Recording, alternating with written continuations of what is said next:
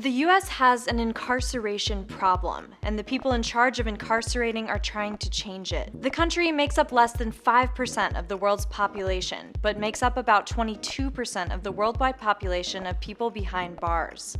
And the U.S. has one of the highest rates of incarceration in the world, at 698 people out of every 100,000. 72% of people behind bars are nonviolent offenders with no history of violence. And mass incarceration greatly affects families. 1 in 28 children in the U.S. has a parent in prison.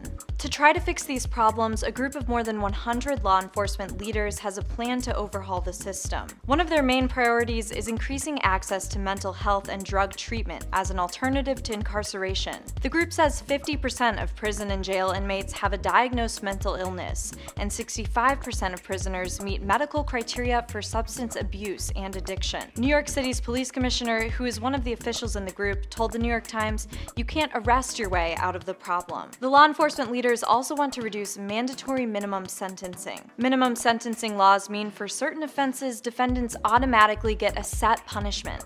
It's basically a one-size-fits-all approach to punishment, and it's usually used in drug cases. That's important because more than half of all federal inmates are incarcerated for drug-related reasons. The issue is also being addressed in Washington.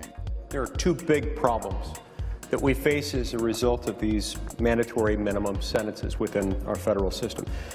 First, they're not needed to ensure public safety in many instances, and second, they're having a very negative impact on certain disadvantaged communities. The officials are also calling for changes to laws that they say are overly harsh and need to be more balanced. The group says the number of acts considered crimes have increased, and so have punishments for crimes. The average prison stay has increased 36% since 1990. Over the last few decades, we've also locked up more and more nonviolent drug offenders than ever before for longer than ever before. In far too many cases, the punishment simply does not fit the crime. Finally, the group wants to strengthen trust between law enforcement and the public, an issue that's been at the center of the discussion on criminal justice reform in the past year because of the many publicized police shootings of unarmed black men.